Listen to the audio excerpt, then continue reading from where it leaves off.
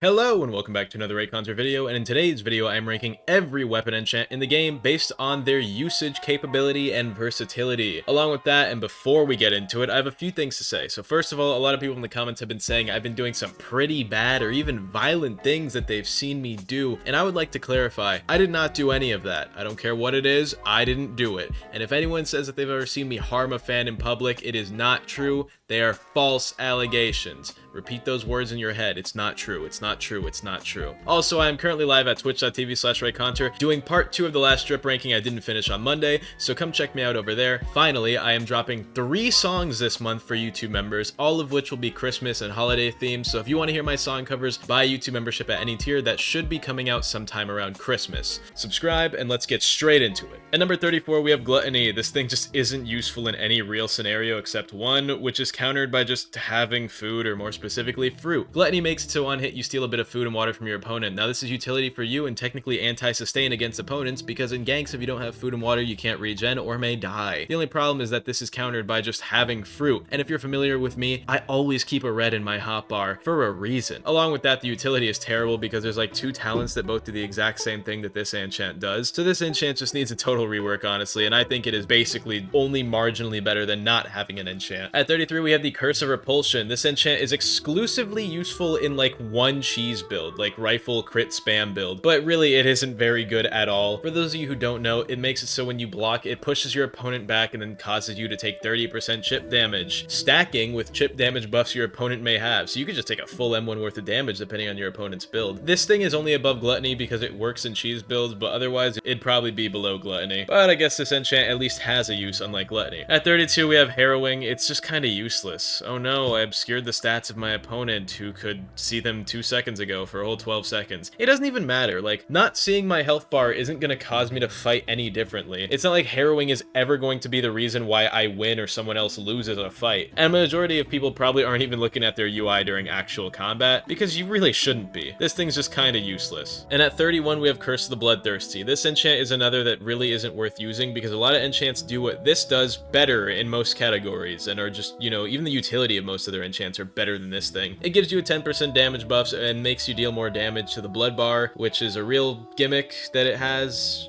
because like, I mean, other than that, it's just kind of useless. And while this is anti-sustain and can be decent in ganks, 90% of people play in Chime, and for the remaining 10%, there's better anti-sustain tools in both mantras and oaths, to the point where sacrificing your enchant slot for a curse like this, of all things, isn't really worth it. Also, builds that rely on blood damage don't even do that much blood damage anymore in comparison to when they're actually usable, so builds like that literally just only counter Curse of the No Life King, which we'll be talking about later. Then at 30 we have Parasol's Blight. This thing kind of sucks, but it's fun and a weird gimmick, and at the very least has more use than the other ones before it, and maybe even some of the ones above it here. Because, like, when it procs, it can get you an easy confirm kill during ganks on people who are surprised by, like, Dark Sharko monster spawn. Like, Parasol's Blight makes it so killing someone affected by it will spawn a monster on top of their corpse, and this can range from Threshers to Broodlords to Prime Sharkos for some reason, and they don't attack you, so if you get, like, a Prime Megalodon from this, you got a crazy tanky ganking buddy. But you know, it's kind of just a bit too gimmicky and doesn't provide value in 1v1s,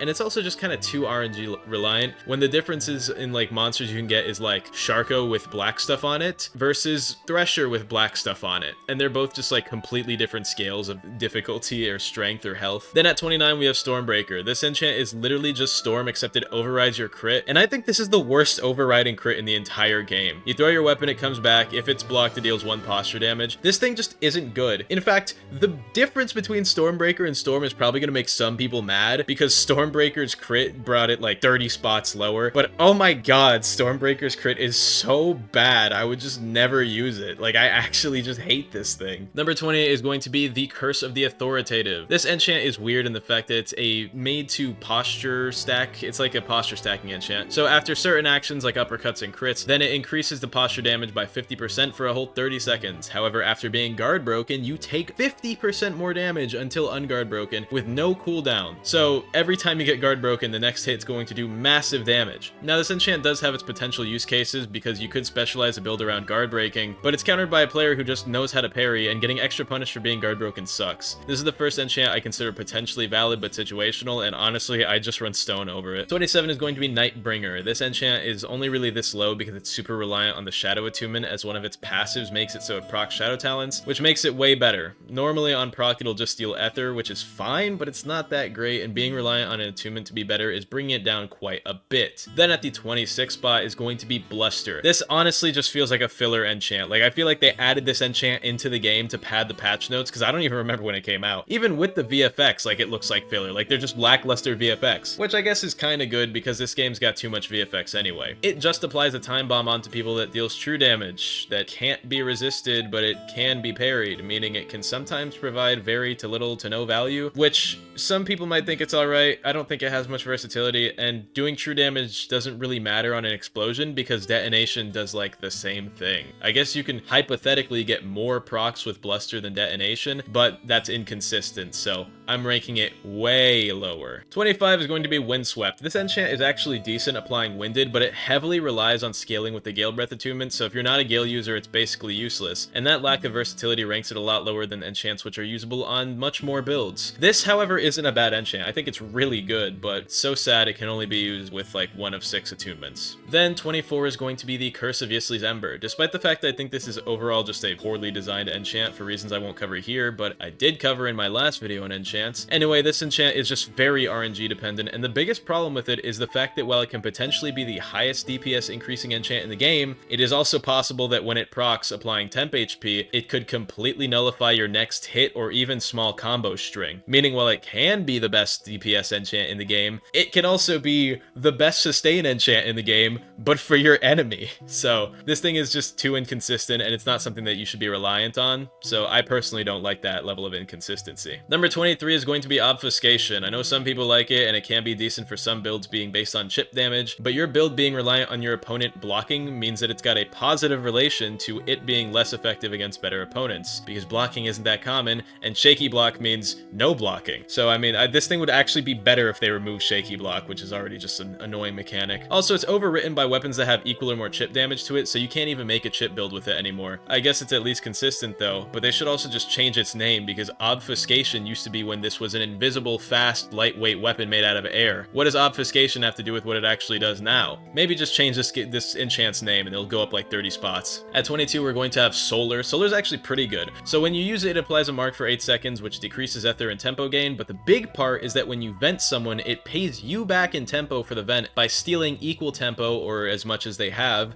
to cover your vent's tempo cost. It's good because at worst, you basically just completely stop an opponent from venting for most of the fight by siphoning all of their tempo, so vent even if you don't have to, and you're already up and it gives you more openings for combos. At 21, we're going to put Curse of the Unbidden. Personally, I'm quite biased against enchants that replace your crit, because I usually use weapons with crits I like, because, you know, I use the weapons because I like them and not because I'm a metamanting piece of shit. But Curse of the Unbidden actually has quite a bit of usage cases that are good, and it's also just kind of like a noob stomping enchant because bad players can't deal with it very well since they don't know how to adapt properly, and it kind of just drops them super easily. At 20, we're going to have Heroism. Heroism is half decent, scaling with maximum damage buffs at 20% when you're full health, scaling all the way down till you reach 75%, and doing the same damage scaling from 25% all the way down to 0 HP, with you getting more damage as your health gets lower. This enchant is actually alright, but the biggest problem is that it only helps you ideally in 2 scenarios. The one where you are flawlessing someone, and in that case you didn't even need it, and the one where it's a super close fight that makes you get down to critical health early on, and then make the clutch comeback on someone who has way more health than you, even though you got down critical first. The first scenario makes it useless, the second scenario is pretty good, but it's kind of idealistic, and in most fights you're not getting too much value. And those mid HP numbers from 75% down to 30%, you're getting no value, where you would probably get more value even from enchants like Bloodthirsty. I just really hate Bloodthirsty as a concept, it's so poorly done.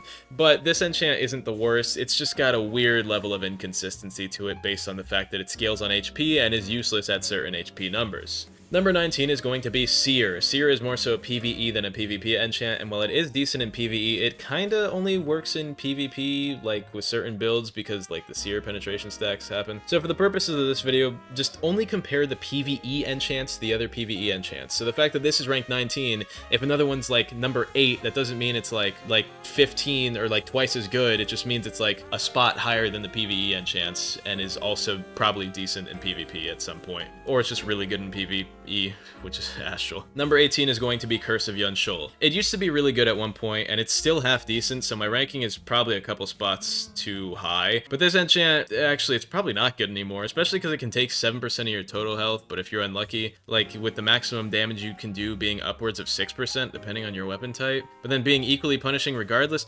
Actually, the more I talk about this, the lower I want to put it, and it being RNG based makes me like it less, so honestly, you could probably put this below Heroism. Number 17 is Deferred. This gives you a 7% damage buff, but changes all your damage to damage over time. Currently, I believe it still does double damage in PvE, which is a glitch, which is kind of why it's here, but that's a bug, so I'm not sure if I should be counting it. Now, if it does, it's technically the best PvE enchant. As for the PvP damage over time factor, it actually makes it so it can slightly reduce the damage dealt against builds that use sustaining things, since you can out-heal parts of the damage, and it'll kind of like cancel out some of it, which is a weird interaction that this Deferred has because it does damage over time. It's really only this high because I kind of half counted the fact that it does double damage in PvE, since that's technically a bug. 16 is going to be Wild, but really just for PvE. I mean, it's a decent AoE enchant for grinding PvE dungeons and stuff, and it can increase your overall DPS, making it not half bad for that purpose. As far as PvP goes, why the fuck would 2 people ever be close enough in a gank for you to hit both of them? You're not going to get value out of it like that, and if 2 people are close enough to get hit by your Wild proc,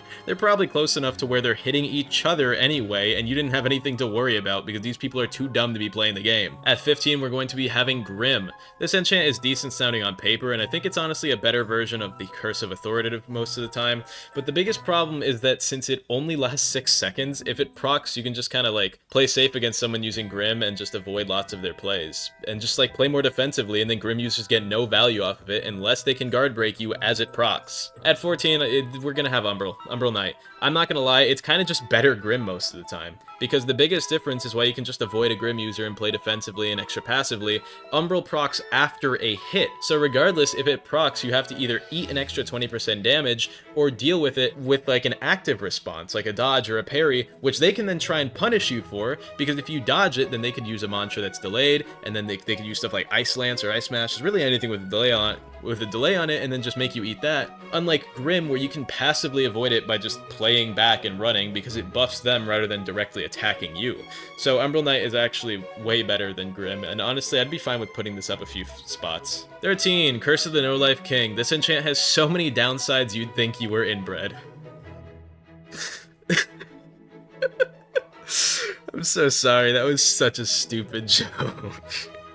Anyway, NLK is the only enchant that's disabled in Chime, and the fact that it scales with weapon stat now, and after all of the nerfs, because this is the most nerfed enchant in the game, it's really just only usable on certain Silent Heart builds, but it provides a big regen boost for boss rating purposes. Yay! Sadly, it is still half decent, but it is nowhere near where it once was, with like 8 times the health regen back in Deep 1. At 12, I'd put Nemesis, another crit overriding enchant, except it's actually good this time. I don't like using it, but I can't deny it is good. I just honestly don't want to talk much about this thing. I don't like it. 11 is going to be Stone. Stone is pretty versatile, and doing extra posture damage can be situational, but it is pretty good to have. The only problem is that it's not viable on certain weapon types like light weapons, because why are you trying to posture stack with light? It's much better on heavy, obviously, but heavy weapons are pretty popular, so it's in a good spot. Now into the top 10, which are highly versatile enchants that can generally put on like most builds, and they'll provide value regardless of the scenario. 10 is going to be Metal. Metal is pretty good as it can sustain your armor, being useful for sustaining builds, ganks, overworld stuff, and draining armor faster means potentially 100% penetration if you can break armor fast enough. That's a big if, but if you have multiple people running it in like an overworld war server, a gank or something,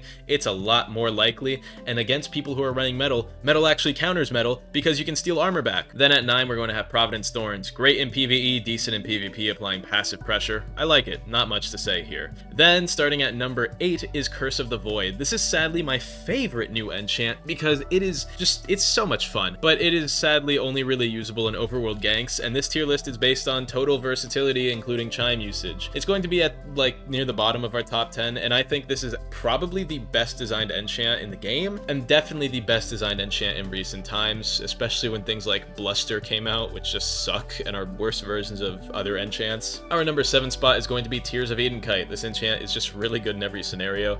In PvE, it's free crowd control and just a lot of damage because the bubbles do a lot of damage. In PvP, it's free crowd control in ganks, kinda a little bit. It kinda just zones people. And in 1v1s, it's still a zoning ability because you restrict space with the bubbles. All I think is, you know, it's good because it's a JoJo reference. So that's why I like it. And although the bubbles are blockable and dodgeable and all of that, like, right, it's still free pressure and can be used to force guard breaks in some scenarios, so it's decent. Number 6 is going to be Detonation. This is technically one of the highest DPS increasing enchants. For example, on my rapier, it is a 12% damage buff. However, depending on your weapon, it may be less. And this is on the higher end because rapiers are the worst weapon type in the entire game. But I use Detonation. I like it. It's cool. I like the VFX, and you can put it on any real PvP build and it'll be fine. Although it's not ideal for every PvP build because there's better options in certain scenarios. 5th is going to be Astral, the best PvE enchant, and is very consistent. Great enchant. Not much needs to be said about it on the PvE side, but it's actually surprisingly good on the PvP front too. Even though it is a little bit redundant and there's higher damaging enchants, it's not a bad choice. There's just a few better ones. Numbers 4, 3, and 2 will be,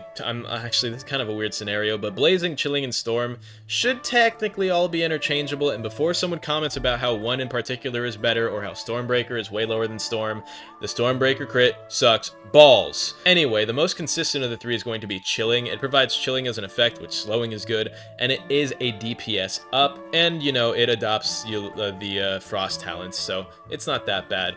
And I think it's the best of the 3 personally.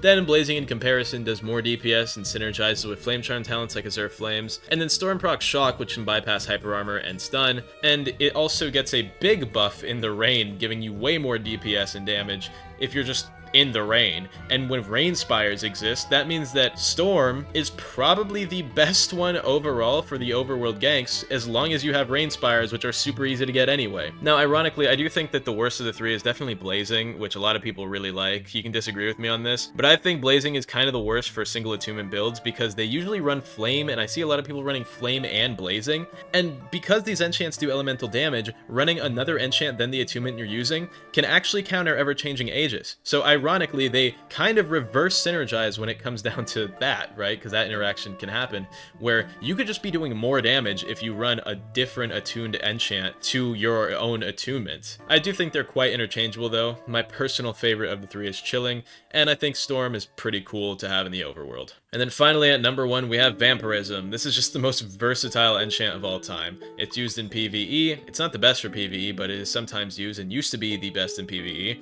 It's very popular in PvP to this day and is the second most nerfed enchant of all time behind NLK, other than maybe Obfuscation, but that's more of a rework, which by the way is still an invalid enchant name. But regardless, it is very good even now, and I consider it the most versatile enchant, usable on any build for any purpose, using any weapon type, and it will always provide you value. I love Vampirism. It's also pink. That's like my favorite color. No, it's not. My favorite color is yellow, but you know, pink is up there too. I like it. Hey guys, editing Reaconteur here. Anyway, I realized I forgot to put Elastic in the tier list because the entire time I was focusing on where I wanted to put Elastic because I really like it. And I focused on it so hard that I forgot that I didn't include it. Anyway, you can put that like one spot above Detonation and then just move everything else back. I think it's fun for comboing and it has some very niche but very fun uses. Anyway, I hope you all enjoyed this video. If you want to hear my Christmas song covers, make sure to buy a YouTube membership. And of course, if you're a pretentious God Seeker and Chime, make sure to comment down below about how I'm wrong and you disagree with me on my little opinionated tier list on how these enchants function. Anyway, shoutouts to YouTube members of tier 2 or higher: Green, Brick, Gubka, High Card, Philip, Delusional Mo, Elstern, Fun Guns, Carlia the Witch, Vikori, Axelor, Taco Hadar, Brock Lee, and Drizzy Drake Fan. I love you all, have an amazing day, and goodbye.